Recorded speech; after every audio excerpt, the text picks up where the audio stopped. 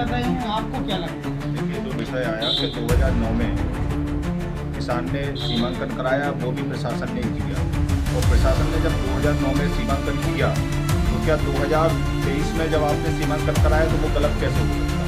और गलत अगर हुआ है तो कहीं ना कहीं उसमें मिली भगत है और भूमाफिया भी है। तो मुझे जानकारी है कि इसमें कुछ नेता भी हैं और कुछ अधिकारी भी हैं। और जो अधिकारी हैं उनका अब आने वाले समय में उनके नाम ही खुलेंगे अब, और नेता जो भी हैं उनके भी अब नाम खुलेंगे, क्योंकि अब हद पार हो रही है।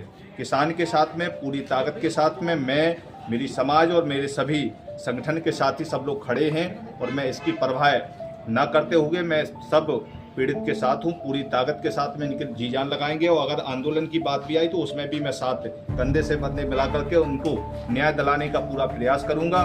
क्योंकि 2023 में जो सीमांकन आपने किया, भाई क्या नक्शा वो चेंज हो गया? क्या वो समय बीतता गया? आने वाले समय में अगर जो अधिकारी फिर से आएंगे तो 2025 में फिर से क्या वो ज़मीन फिर से और आगे बढ़ेगी? मुझे तो यही पता नहीं चलता कि ज़मीन बढ़ रही है या नक्शा उसका बराबर चेंज होता जा रहा है। इसका मूल कारण क्या है? इसमें कहीं ना कहीं प्रशासन की मिलीभगत मुझे। आइए हम बात कराते हैं दीनदयाल जी से।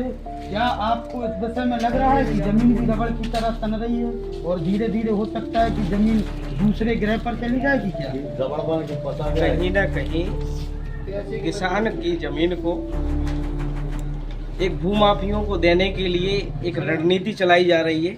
और कहते नहीं है कि फुटबॉल जो होती है उसको एक खिलाड़ी यहाँ से लात मारता है, दूसरा दूसरी पल्ले में खड़ा हुआ दूसरा खिलाड़ी वो वहाँ से लात मारता है। यही एक किसान के साथ हो रहा है कि जहाँ कुछ भूमाफिया यहाँ से फुटबॉल मारते हैं कि खिसकाते हैं उसकी ज़मीन को कि रोड के उस तरफ ले जाओ, वो उस तरफ वाला जो खिलाड़ी होता है वो इस तरफ भेजता है। कहीं ना कहीं ये किया जा रहा है। तो मैं शासन प्रशासन के लोगों को चेतावनी देता हूँ कि इस किसान को न्याय दिलाइए, अन्यथा ओबीसी महासभा और तमाम संगठन और किसान साथी कमज़ोर नहीं है।